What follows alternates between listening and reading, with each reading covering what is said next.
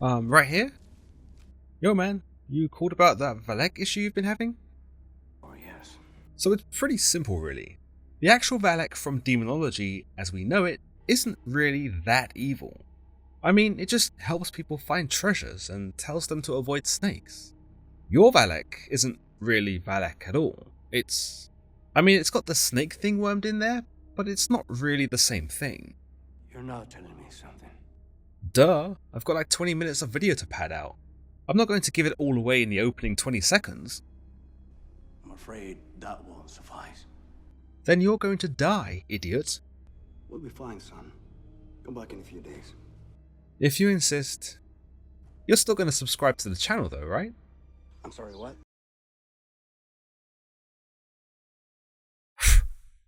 Dick.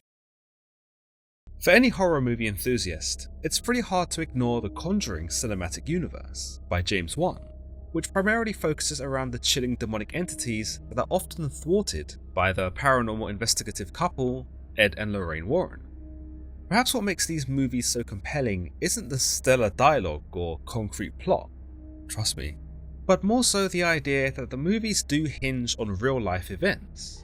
That is, if you subscribe to the ideas put forth in the 1970s by the real-life Ed and Lorraine Warren.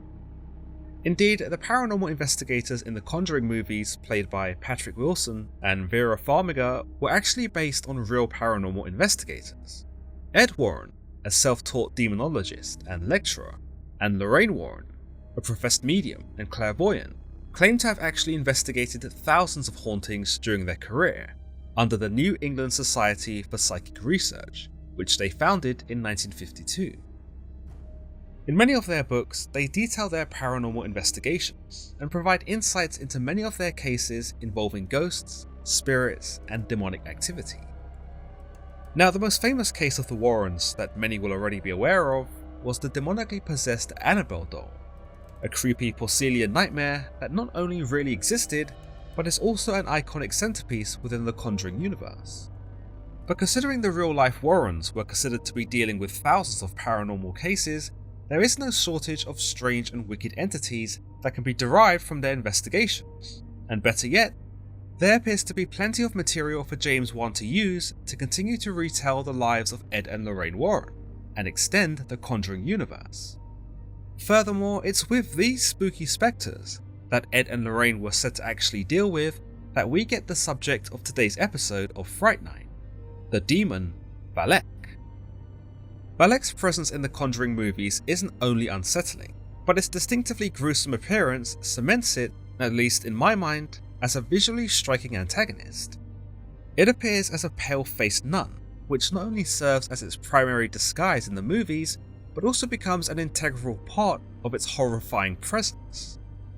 Normally, one might associate a nun with innocence, purity, and/or even safety, but with this design, the visual connotation of the nun is hijacked and is replaced with something far more menacing and evil.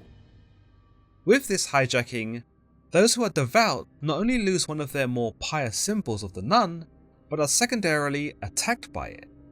It becomes a cruel mockery of one's faith by adopting the guise of the nun, and with that, the demon in this instance takes something holy and makes it wicked. This is something I found quite visually striking about Valak. Aside from its gaunt, pale face, yellow malevolent eyes, nightmarish fanged mouth, and claw-like hands, the use of the tattered and worn habit shows us that the demon cannot be stopped by even the holiest of people.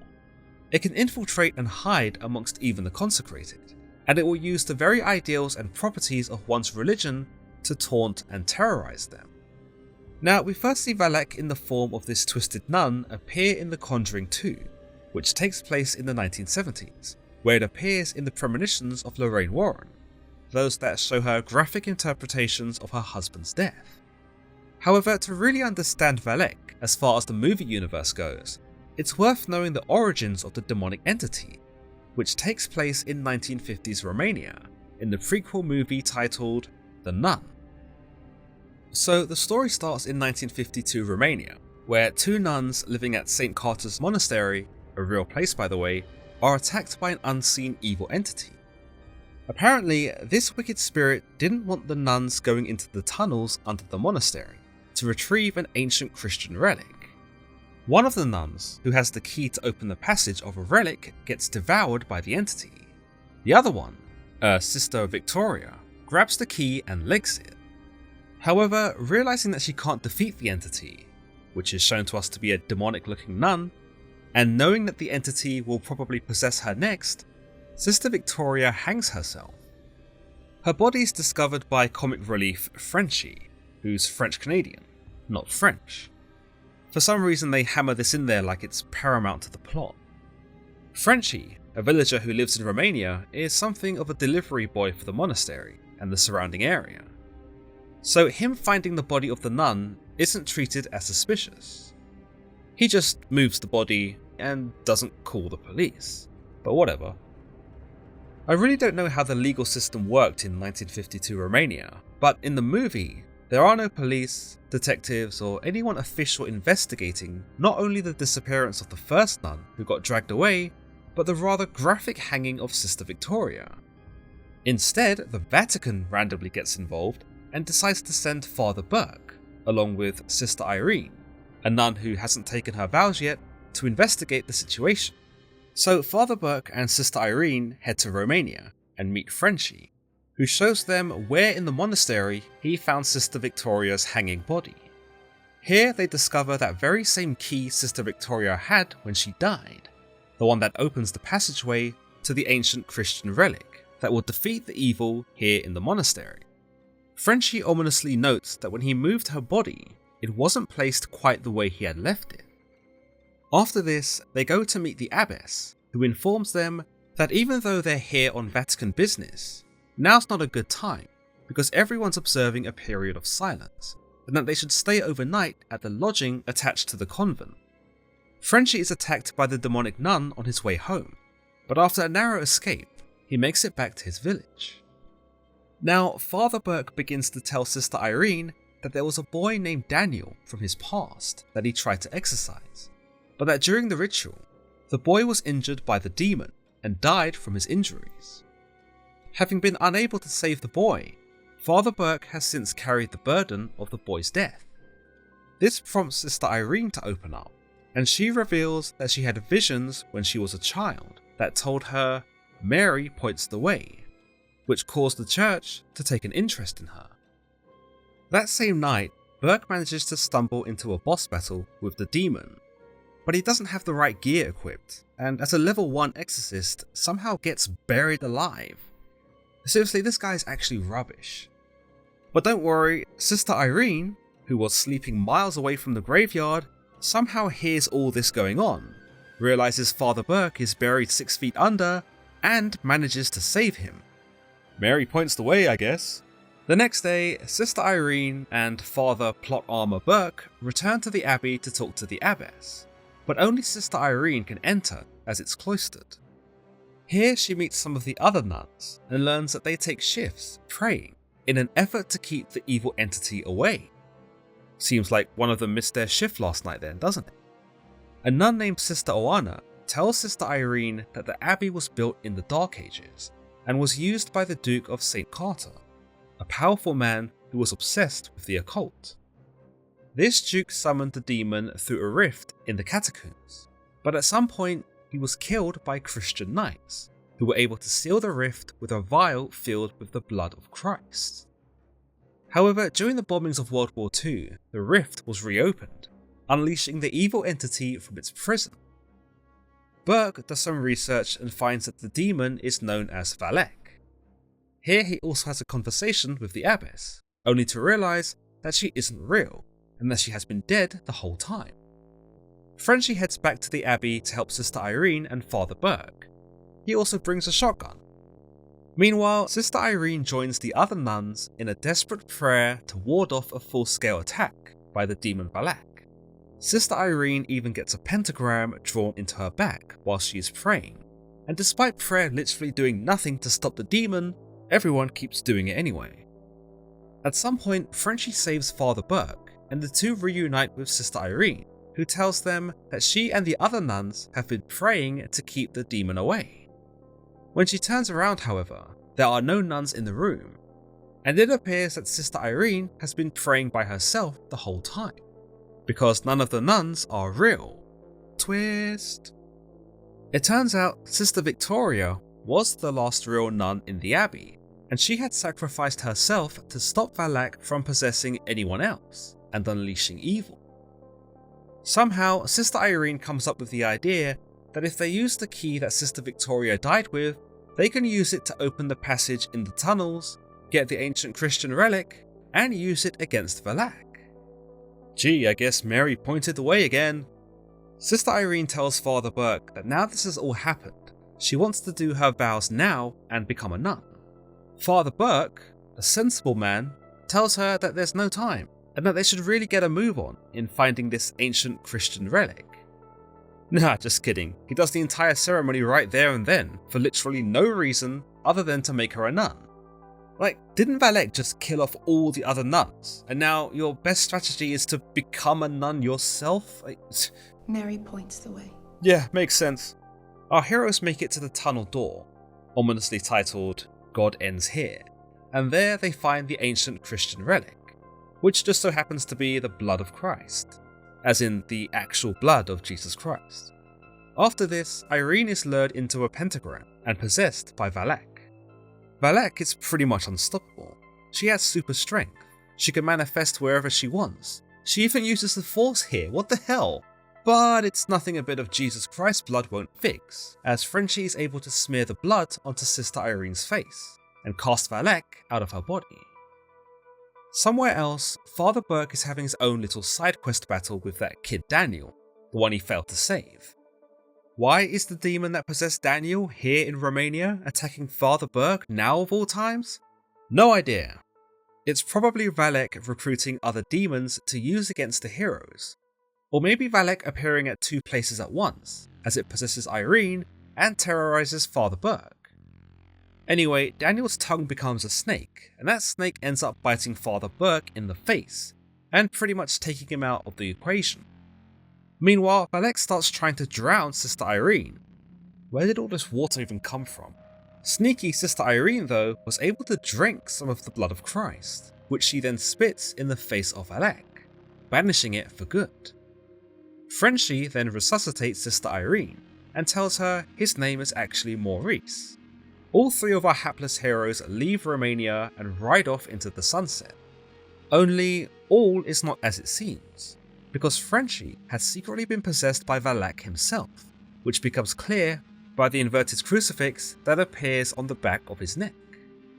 The film then fast forwards to the 1970s, where we see a seminar taking place in Wakefield, Massachusetts, by Ed and Lorraine Warren.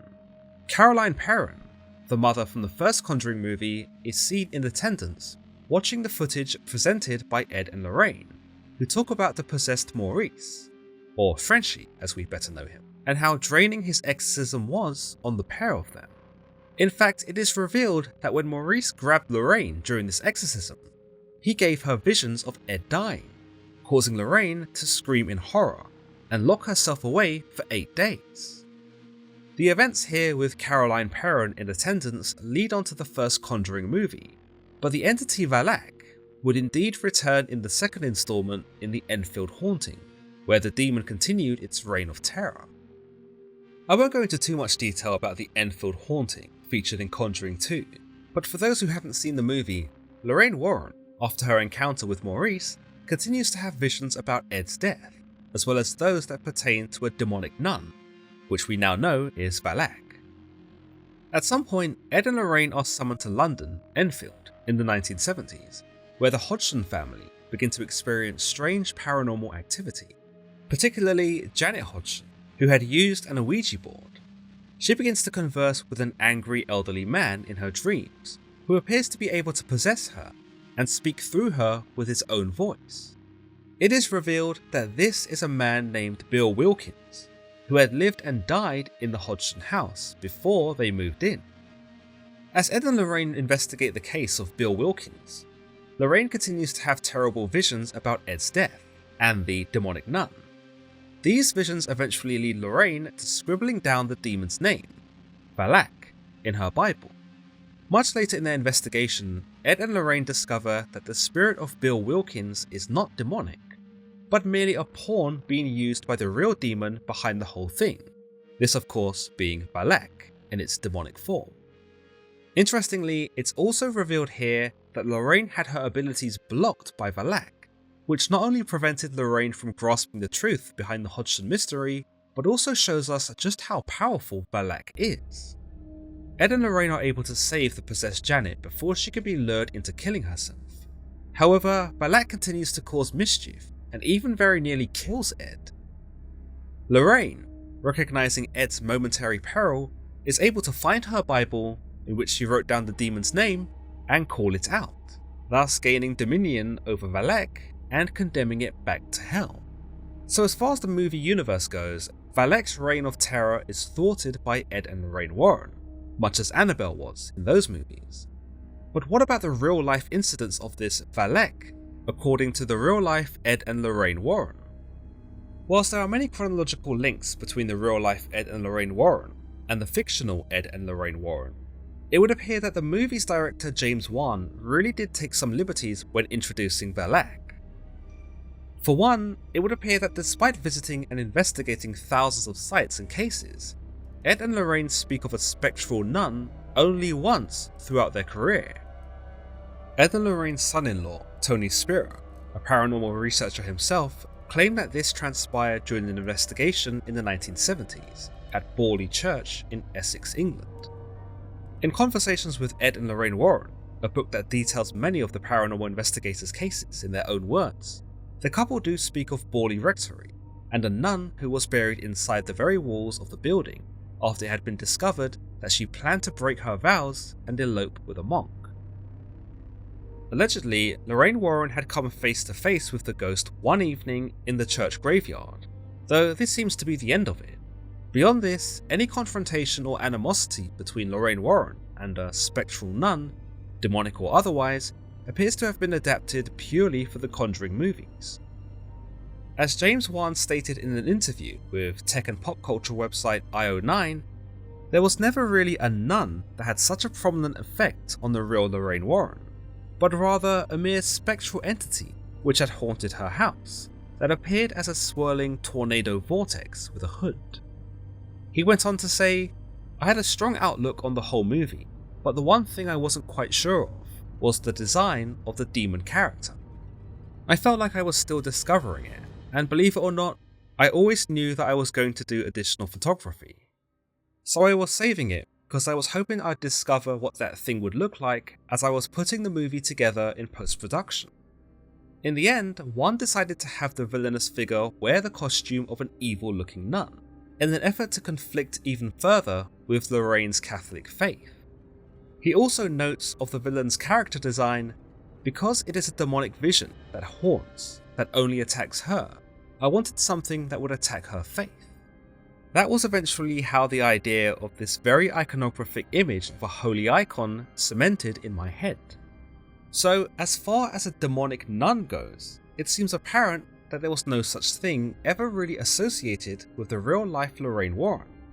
In fact, it should be noted that with all the accounts investigated by the Warrens, virtually none of them can actually be verified. With this in mind, skeptics have since dismissed Ed and Lorraine's investigations as having any real legitimacy. So the demonic nun entity seen here is 100% fictional. It doesn't exist in any historical accounts, and doesn't appear to have any reference to ancient art. As all but confirmed by James Wan, he made the whole nun thing up for the movie.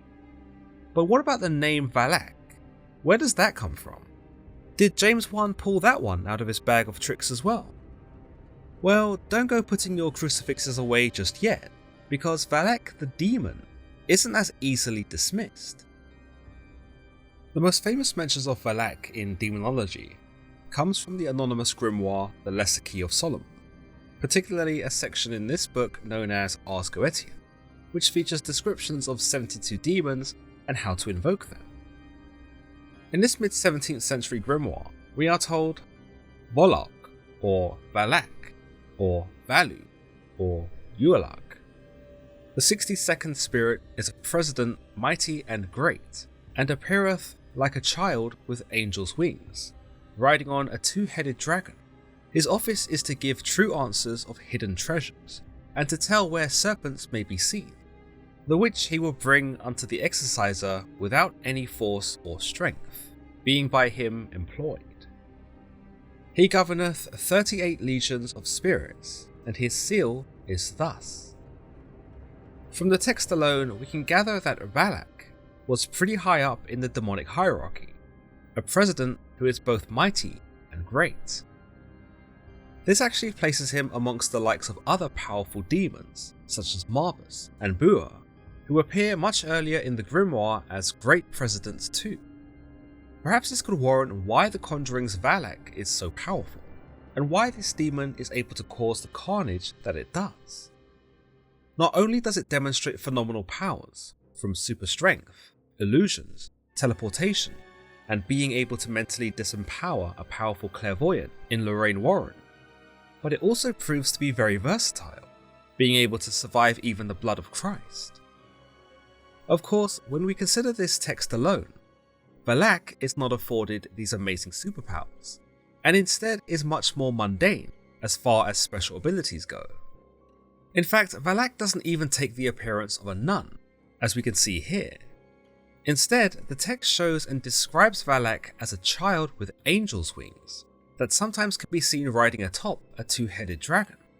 I can imagine this being a CGI nightmare to put together, so it makes sense why James Wan went with something more obviously sinister, like the nun. I also think that having a child with angel's wings doesn't really convey horror. In fact, it kinda makes me think of a cherub, the exact opposite of horror. Although, saying that, there are details in the biblical story of Ezekiel, where Ezekiel sees cherubim and they are terrifying to behold. He tells us that their entire bodies were covered with eyes, and that they had 3 additional faces, one that was human, one that was like a lion, and one that was like an eagle. So maybe depicting Valak in his angelic childlike form wouldn't have been too bad, but getting the dragon he rides around on would have probably been a bit of a stretch.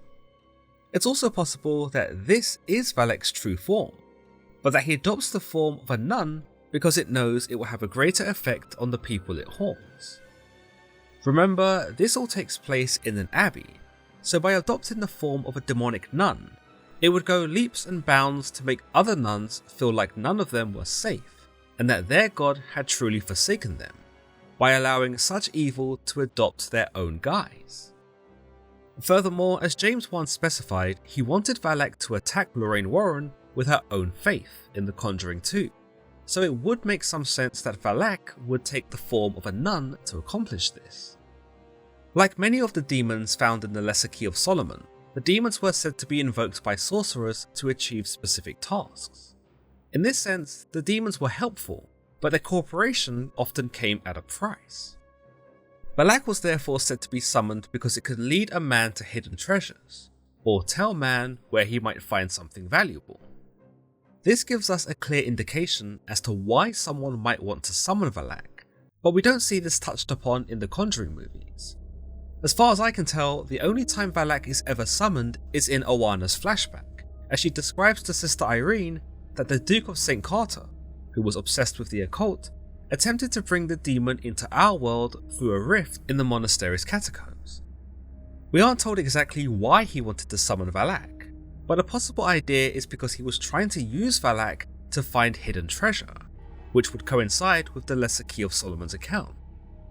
After this, no one ever attempts to summon Valak again, as it is bound and sealed away by the Christian knights, and is only freed thereafter as a result of the World War II bombings.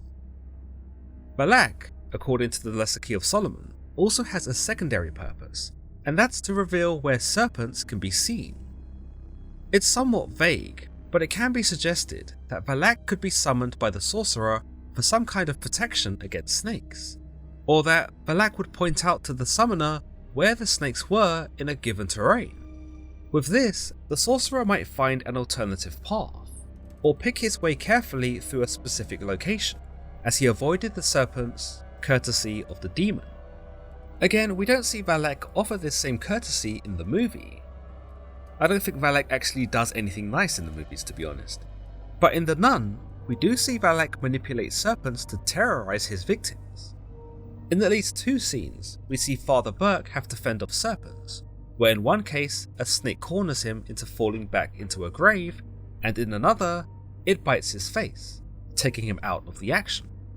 Considering Valak can reveal snakes in the Lesser Key of Solomon, it's not such a stretch that he would be able to use them in his bidding, as he is seen to do in The Nun. The Lesser Key of Solomon account concludes by telling us that this is Valak's seal, that which is required by the summoner in order to successfully manifest the demon. Every demon in the Lesser Key of Solomon has their own unique seal, that is a prerequisite for working with them. Some accounts offer various stipulations, prompting the summoner to wear the seal, or have it etched into a certain material. But as far as the Nun movie goes, the seal of Valak does not make its appearance, not even amongst the research that Father Burke is seen to do. It's probable that because no one is trying to summon Valak, no one would come across his seal, but I thought it would have been something worth having in the movie as a little nod to the real life inspiration. On the topic of Father Burke's research, we do get some very interesting demonic looking images from the papers he examines. In the first shot, we see something quite unusual, a demon with several animals exiting the mouth of a snake. The next page also features a couple of snake sketches, perhaps an effort to enrich the link between Valak of the movie with Valak of the Lesser Key of Solomon. We then see some generic demonic illustrations followed by more sketches of snakes, one of which is coiled around the human skeleton and then one that's coiled around itself. Again, this is likely the movie hammering home the connection to the Lesser Key of Solomon, in an effort to cement its Valak with serpents. However, on the next page, we do see Valak as the Nun, which kinda makes it seem that this is the true form of the demon, and the movie's conscious choice to distance itself from the Valak of the Lesser Key of Solomon.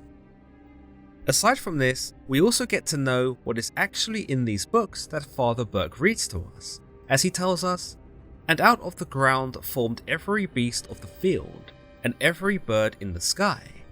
Whatever the man called the demon creature, that was its name, Valak, the defiler, the profane, the marquis of snakes." Unfortunately, none of this seems congruent with the original descriptions and writings of the Lesser Key of Solomon. This is indeed the first time we hear of the name Valak in the movie, but the epithets of defiler, profane, and marquis of snakes are not things that the Lesser Key of Solomon speaks of regarding this particular demon. The original text makes no indication that Valak is a defiler of sorts, unless you consider the dragon he rides around on, which may be conducive to some kind of destruction. I suppose what good is a dragon that can't cause a bit of mayhem? The suggestion that Valak is profane doesn't suit the Lesser Key of Solomon's Valak either, considering this demon actually seems kind of helpful in its effort to show men where treasure is, and point out where the snakes might be. The final title, Marquis of Snakes, is perhaps the closest thing to being accurate, considering Valak's affinity with snakes, but by calling him a Marquis, it does do a disservice to his role as a mighty and great president. So, as we can expect with most big budget horror movies these days, liberties are indeed taken, but that's not to say it isn't always a good thing. For one, I'm definitely a lot more terrified of non-Valak than I could ever be of baby-faced cherub Valak. In any case, Valak has come to stand as a testament to the Conjuring's evolving story, and has indeed become almost iconized in the horror scene for its ominous appearance alone. Although it is a considerable departure from its origins in Demonology, its cinematic portrayal certainly achieves its objective, making us feel uneasy and tickling our curiosity just long enough to ask, could this entity be a real-life demon? And am I safe? As always guys, if you've enjoyed today's episode of Fright Night Friday, then don't forget to give this video a like and don't forget to subscribe for more content just like this. Until next time.